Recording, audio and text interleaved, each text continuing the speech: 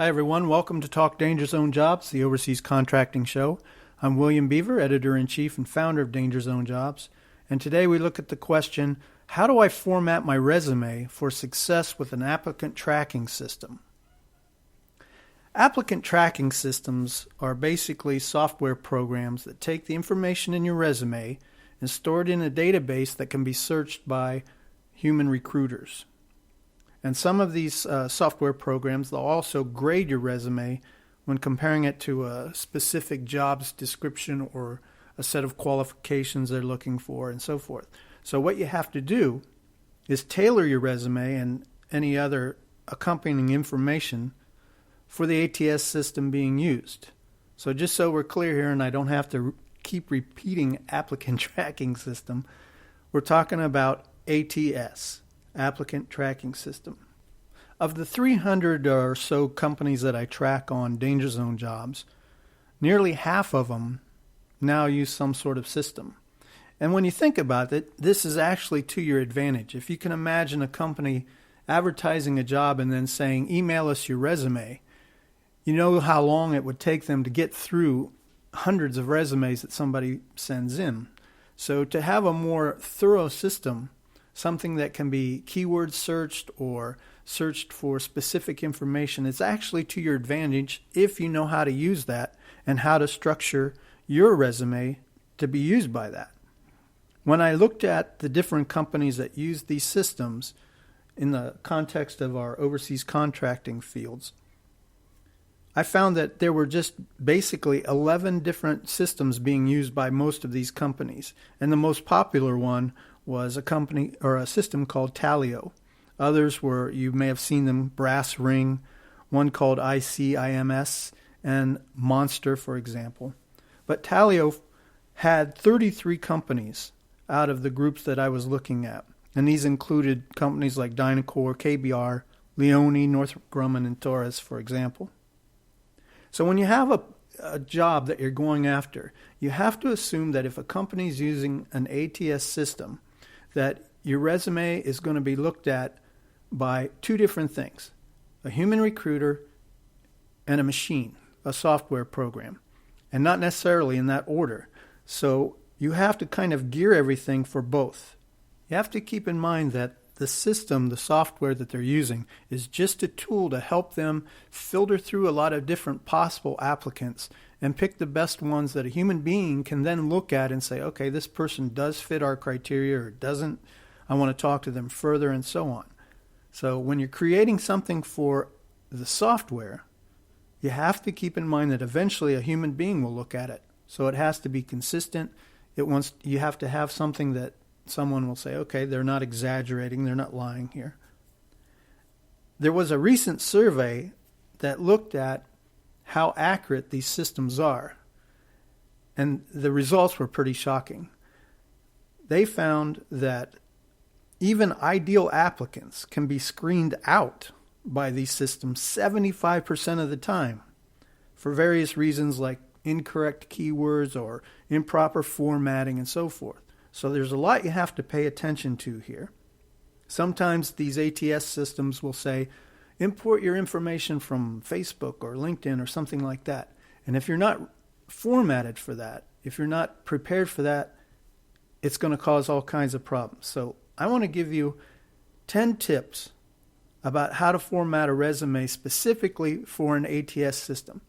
This does not mean that you're having only one kind of resume. You'll have both. One that's designed to be looked at by humans. This would be something that you would give out if somebody says, hey, do you have a resume? Or maybe you're at a job fair or something like that. And then there's another version of it that's designed specifically for these kind of software programs. So how is a resume formatted for an applicant tracking system different? First of all, a resume that you design for passing out to recruiters, you can have creative formatting. You can have color, you can have images and so forth. But with an applicant tracking system, you optimize your resume in a very straightforward way. Nothing fancy, no graphics, no images, just a straightforward single column within the information written in sections.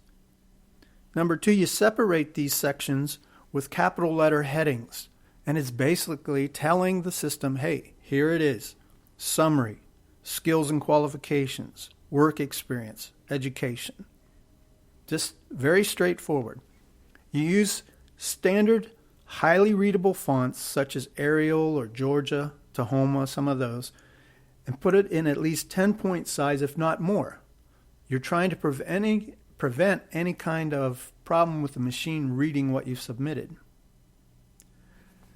Some people like to use Word to do this, and they make the mistake of putting information in the footer or the header, such as your name or your address, things like that. Put nothing in those. The machine can't read them. You should also identify your address, your email, your phone number information by putting that word right before it. So you say email, johndoe@hotmail.com, for example. Number 6, especially in the work experience section, you should try to keep the company name by itself and then follow it with the date, including a month and a year. A broad range, so you'll have like January 1998 through February 2006, whatever. But don't put them in front of the company name. Put them afterwards. Sometimes you have to use abbreviations and acronyms, and there's nothing wrong with that. But what you should do for an ATS optimized resume is also spell it out. So for example, you might write Special Forces and then follow it with SF in parentheses, or anything where an acronym in your industry is important to the qualifications.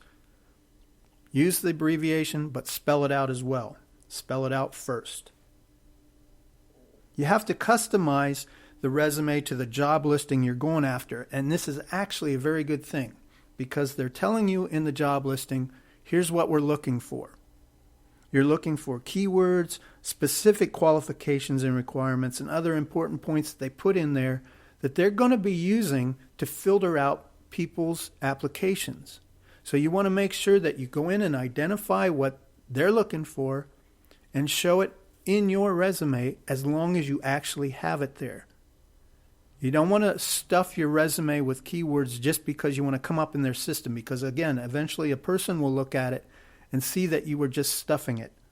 So make sure when it's appropriate that it matches your actual background. Number 9, if you've been on any of these company websites, you'll see that it says you can apply for multiple positions. But it's very important that if you're inside a single company, like let's say that you're in KBR and you're applying for jobs, you should only use one resume for the jobs that you're applying for, because the system will keep it on file and you don't want to mess it up by having different versions with different dates. So one setup for the resume, but then go ahead and apply for multiple job listings when it's appropriate. And number 10, for any applicant tracking system, you have to be careful with what kind of formats they'll accept you uploading. But in general, you should stick with either a doc file or a text file. These would be files that end with .doc or .txt. Most of these applicant tracking systems can't make sense of a PDF file. So it's not to your advantage to put it up there thinking that when the human sees it, he's going to like the formatting. So finally, I want to leave you with a tool that you might be able to use to help you kind of see where you stand with these kind of systems. There's a website called jobscan.co, and they have a tool where you can, on one side, cut and paste your resume, and on the other side, you'll be able to cut and paste, say, a specific job listing that you're interested in applying to. And then you hit scan, and what it does is it comes back with a sort of report saying, here's what they're looking for, here's what you have, here's what you're missing. It doesn't tell you how to write your resume, but rather it'll say, they're looking for this qualification and it doesn't show up in your resume, and so on. So take a look at that, jobscan.co. In the next episode, I'm going to take a look at how do you stand out when there are so many people applying for overseas contracting jobs. There's so many people out there, both new and experienced, looking for the same thing. So how do you have a chance? What can you do to stand out in the crowd? Until next time, this is William Beaver, Editor-in-Chief of DangerZoneJobs.com. Have a great day.